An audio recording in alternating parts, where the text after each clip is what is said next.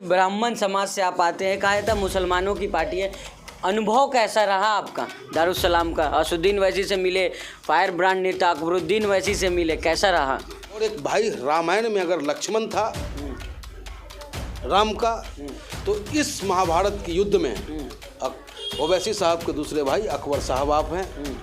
हसन और हुसैन जिन्होंने अपने समाज, अपने ईमान, अपने दिन की रक्षा के लिए दोनों भाई मिलकर के कुर्बानी देने का काम किया, वही आज आप कर रहे हैं। अहमद जी, आपकी तस्वीरें वायरल हो रही है सोशल मीडिया पे, तमाम अकबरुद्दीन वैसी के साथ एकदम गलबैयाँ कर रहे हैं आप, क्या मामला है? मतलब क्या तालमेल बैठ रही है आपके नेता से? अकबर साहब की बात है, ग्रेट मैन आप कहो, ग्रेट लीडर कहो आप, जमीन से जुड़ा हुआ वो नेता जो सच और हक की आवाज़ कहलाता है। जब उनके पास मैं गया तो उनसे हमने कह भी दिया है एक बातें कि साहब आपकी कुछ बातों का जवाब हमें देना भी भारी पड़ जाता है। नमस्कार, आप देख रहे हैं R24 न्यूज़। मैं आपके साथ राशिद कमाल, हमारे साथ पंडित मनमोहन झा गामा हैं। इनसे बातचीत करेंगे। MIM के गाजियाबाद महानगर अध्यक्ष है, इनसे बातचीत करेंगे। जिस तरह से अभी जो है ये दारुसलाम जो हैदराबाद में MIM हेडक्वार्टर का दौरा किया, असुद्दीन वैसी से लेकर अकबरुद्दीन वैसी, माजिद हुसैन, तमाम लोगों से मुलाकात हुई है। क्या कुछ बातें हुई है? जिस तरह से चुनाव भी है, गुजरात चुनाव है, वही दूसरे से उत्तर प्रदेश में भी चुनाव है, तो क्या कुछ लगा वहाँ? पहली बार पंडित जी गए थे और सबसे अहम सवाल ये कहा जाता है कि मुसलमानों की पार्टी है और सवाल उठाया जाता है कि ऑल इंडिया मजलिसे इत्तेहादुल मुस्लिमीन, मतलब कि ये मुसलमानों की पार्टी है। तो पंडित जी थे, चुनाव लड़े यहाँ, फिर दारुसलाम तक गए, क्या लग रहा है मुसलमानों की पार्टी है पंडित जी? देखिए, आज़ाद हिंदुस्तान में अगर सबसे कमज़ोर वर्तमान में कोई रह गया है तो वो मुसलमान रह गया है। तो इस मुसलमान को भी मजबूत करने की जिम्मेदारी हम हिंदुस्तानियों का ही है ना। तो अब तक जितनी भी सेकुलर पार्टी है, जो सेकुलरता के नाम पर हम मुसलमान भाइयों का जो वोट लेते रहे हैं, लेकिन आप धरातल पर देखेंगे तो मुसलमान भाई कहीं ना कहीं अपने आप को ठगा हुआ महसूस कर रहा है। आज जेल में आप चले जाए, उत्तर प्रदेश की जेल में चले जाए, 100 कैदी है तो उसमें 80 मुसलमान आपको मिलेंगे और 80 में लगभग 70 बेगुनाह आपको मिलेंगे जिसने कोई अपराध नहीं किया है। फिर भी उसे प्रशासन उठाकर अपनी वाहवाही प्राप्त करने के लिए, सरकार से ये इनाम लेने के लिए कि भाई हमने इतने मुसलमानों को बंद कर दिया है। अच्छा ठीक है गामा जी, ब्राह्मण समाज से आप आते हैं, कहा जाता मुसलमानों की पार्टी है। अनुभव कैसा रहा आपका दारुसलाम का? असुद्दीन वैसी से मिले, फायर ब्रांड नेता अकबरुद्दीन वैसी से मिले, कैसा रहा? देखिए, मैं कहना चाहूँगा आपके माध्यम से अपने देश के नौजवानों से, पढ़े लिखे वर्गों से, कि आप दूर बैठ कर के अंदाज़ा नहीं लगा सकते कि सामने वाला व्यक्ति कैसा है। और मैं ऑल इंडिया मजलिसे इत्तेहादुल मुस्लिमीन का सिपाही हूँ, महानगर अध्यक्ष हूँ गाज़ियाबाद से। तो हमारी भी तमन्ना थी कि मैं जिस पार्टी का हूँ उस पार्टी के राष्ट्रीय कार्यालय का दीदार तो मैं करूँ, और बहुत दिन हो गया था अपने महबूब, अपने नेता का दीदार किए हुए। तो हैदराबाद पहुँचे हम। वहाँ पहुँचने के बाद यह एहसास हुआ कि वाकई हिंदुस्तान ऐसा ही है और हिंदुस्तान को ऐसे ही होना चाहिए। जब हम सदर साहब के पास पहुँचे हैं, वहाँ लगभग 500 आदमी की भीड़ थी। 500 में मैं समझता हूँ 200-250 हिंदू परिवार के भी लोग थे जो फरियाद लेकर के अपनी ज़रूरत को पूरा करवाने के लिए सदर साहब के पास दारुसलाम कार्यालय में उपस्थित थे। उसमें 1 नंबर मेरा भी था, 501वां नंबर। लेकिन सदर साहब का जब नज़र हमारी तरफ पड़ता है, वो कहते हैं पंडित जी इधर आइए। अब आप सोचो कि सदर साहब की सोच क्या है। ये सदर साहब को या हमारी पार्टी को सिर्फ बदनाम करने की बात है। और जहाँ तक अकबर साहब की बात है, ग्रेट मैन आप कहो, ग्रेट लीडर कहो आप, जमीन से जुड़ा हुआ वो नेता जो सच और हक की आवाज़ कहलाता है। जब उनके पास मैं गया तो उनसे हमने कह भी दिया है एक बातें कि साहब आपकी कुछ बातों का जवाब हमें देना भी भारी पड़ जाता है।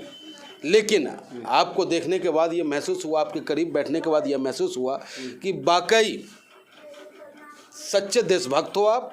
और एक भाई रामायण में अगर लक्ष्मण था राम का, तो इस महाभारत के युद्ध में ओवैसी साहब के दूसरे भाई अकबर साहब आप हैं।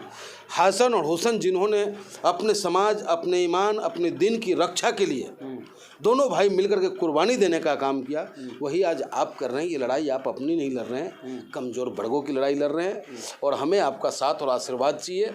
और मैं भी चाहता हूं कि आपकी तरह ही जनता की सेवा करूं। लेकिन गामा जी, जिस तरह से कहा अकबरुद्दीन वैसे भी कहा जाता है हिंदू विरोधी बयान देते रहते हैं, आपको कैसा अनुभव रहा है? आप कैसे कह सकते हैं कि हिंदू विरोधी बयान देते हैं? अरे हर शब्दों का कहीं ना कोई तालमेल होता है। जब आप किसी को पीड़ा पहुंचाते हो तो आप कैसे उम्मीद करते हो बोए पेड़ बबूल के तो आम कहाँ से खाओगे? अगर आपने बबूल का पेड़ बोया है तो आपको स्वतः ही कांटा ही मिलेगा, आम का फल नहीं मिलेगा। तो अकबर साहब ने अगर किसी हिंदू देवी देवता के खिलाफ शब्द कभी निकल जाता है आवेश में, वो भी भगवान नहीं है, इंसान है, वो खुदा नहीं है वो, तो जब उनके खिलाफ कोई बोलेगा, उनके चाहने वाले, उनके पैगंबर के खिलाफ जब कोई बोलेगा और उनके मुंह से निकलता है, जबकि मैं समर्थन नहीं करता ऐसी बातों का, लेकिन अगर उनके मुंह से निकल जाता है तो इसका मतलब ये नहीं कि वो हिंदू विरोधी हैं। आप जा कर के दारुसलाम में आप देख सकते हैं कि सैकड़ों हिंदू परिवार आपको वहाँ उपस्थित मिलेगा। सैकड़ों आपको जो है, जो कॉर्पोरेटर हैं, जो पार्षद है, जो सभासद है, वो हमारे हिंदू हैं। मेरठ के, हैदराबाद का प्रथम मेयर आपको हिंदू रहा है। उन्होंने बेहतर मंदिर का निर्माण कराया हैदराबाद के अंदर में। हिंदू आज़ाद हिंदुस्तान में लोगों को क्या चाहिए? बेहतर शिक्षा चाहिए, बेहतर स्वास्थ्य चाहिए, और ये सारी व्यवस्था हमारे नेता कर रहे हैं। और उस वक्त एडमिशन लेते वक्त वो नहीं पूछते कि आप किस बिरादरी से हो, आप क्वालिफाइड हो, आपको जगह मिलेगी। लेकिन देखा जाता है कि हिंदुस्तान की राजनीति में जो आपने बात कही कि राम और लक्ष्मण की जोड़ी, जो अकबरुद्दीन वैसी, असुद्दीन वैसी दोनों रहते हैं, लेकिन कहा जाता है कि जो है मैनिपुलेट करते हैं मुसलमानों को अपने भाषण के जरिए। सर नहीं, देखिए, अगर सच और हक की बात कहना मैनिपुलेट करना है तो हम करते रहेंगे।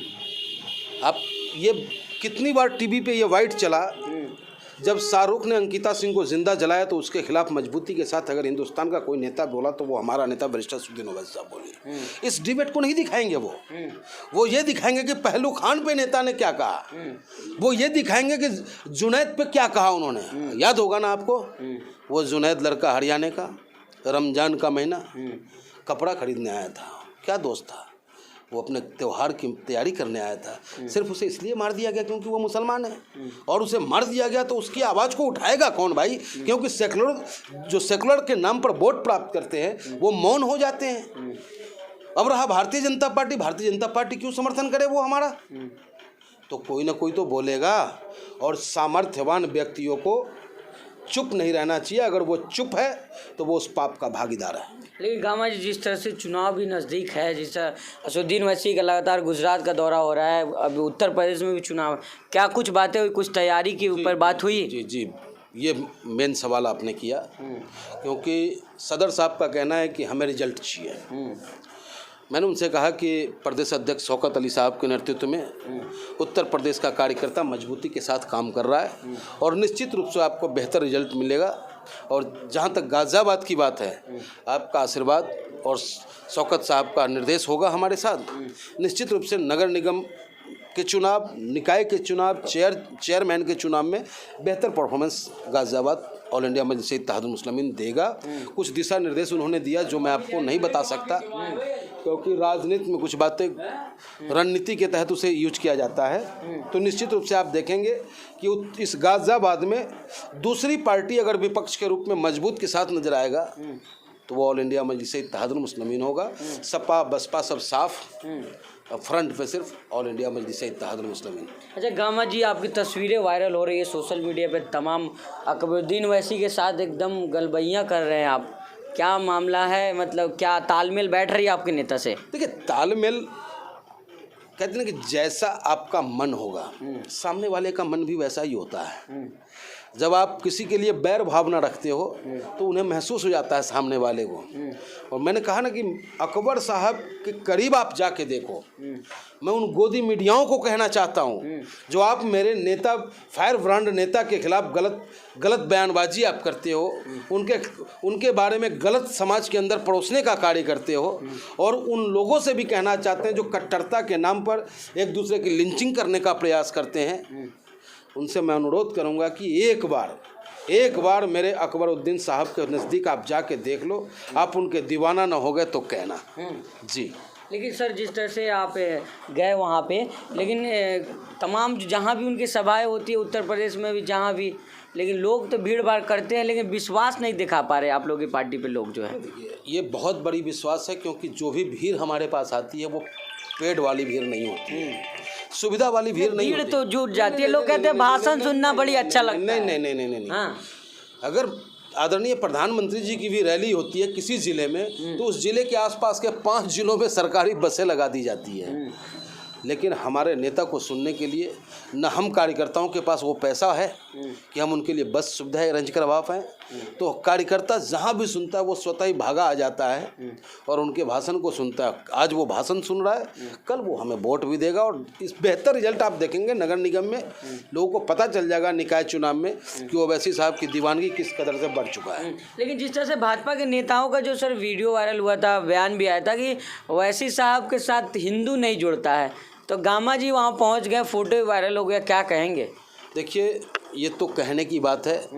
गाजियाबाद महानगर में ही लगभग 20 हिंदू कार्यकर्ता है, जिसमें उस ब्राह्मण भी हैं, जाट भी हैं, यादव भी हैं, कुशवाहा भी है, दलित भी है, पिछड़े भी हैं। और विधानसभा में आपको मैं बता दूं तो विधानसभा अध्यक्ष मुरादनगर हमने महेश यादव को बना रखा है, विनोद जाटव को सचिव बना रखा है हमने जिले में। यहाँ पे आपको मनोज वाल्मीकि हैं, विकास वाल्मीकि हैं, वो हमारे पदाधिकारी हैं, विपिन मिश्रा हमारे पदाधिकारी हैं, सुमित झा हमारे पदाधिकारी हैं, आशुतोष कुशवाहा हमारे। नाम गिना रहे हैं, लोग को क्या कहेंगे? वो जो कहते हैं मुसलमानों की पार्टी है, मुसलमान बस इसमें है। दरअसल मुसलमानों की पार्टी नहीं, हम देश की पार्टी, हम संविधान की पार्टी हैं, हम हिंदुस्तान की पार्टी हैं। और जो कहने वाले लोग हैं वो कट्टर लोग हैं, जिनसे कि देश को नुकसान है और हमसे देश को लाभ पहुंचेगा।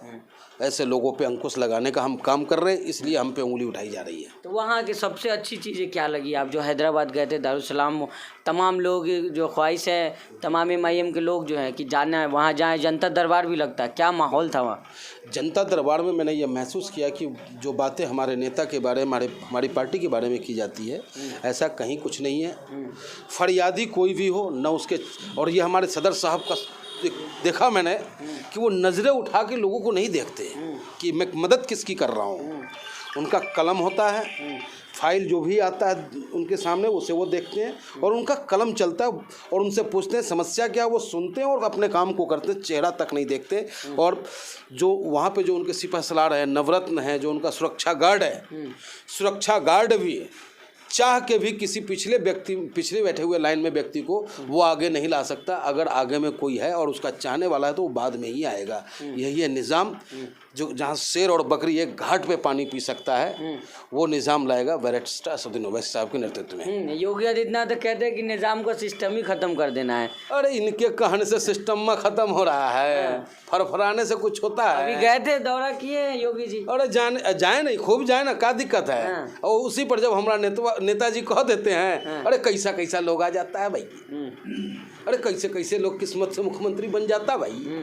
ओ मियाँ देखो कैसा कैसा बात करता है, तो फिर इनको बुरा लगता। अरे वो सच बोलते हैं, किस्मत से मुख्यमंत्री बनना और संघर्ष करके प्राप्त करना वो एक अलग मामला है।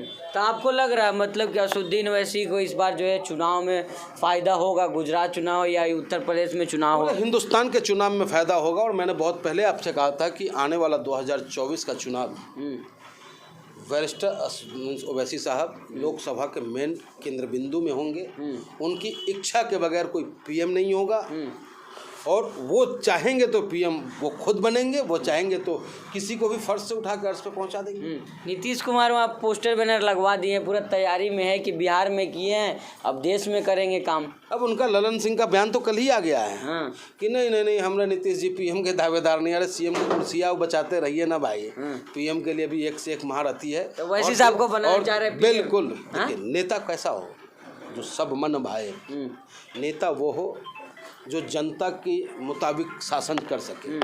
नेता वो नहीं चाहिए जो कॉरपोरेट हो।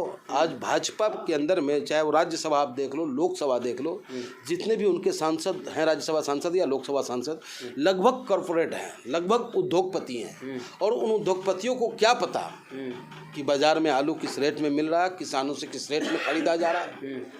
तो वो जब भी निर्णय लेगा तो वो अपने धन को बचाने का निर्णय लेगा। जो भी बिल पास होगा तो वो अपने सुविधा अनुसार बिल पास करवाएगा। और हम जैसा नेता जब लोकसभा में बैठ कर के बातें करेंगे तो हमें पता है कि आलू किस रेट में हम खरीदते हैं, आलू को बोने में हमें कितना मेहनत करना पड़ता है और कैसे वो फसल निकलता है। तो बेहतर निर्णय लेने में हम लोग सक्षम होंगे, वो कॉर्पोरेटर सक्षम नहीं हो सकता है। बहुत शुक्रिया बातचीत। धन्यवाद।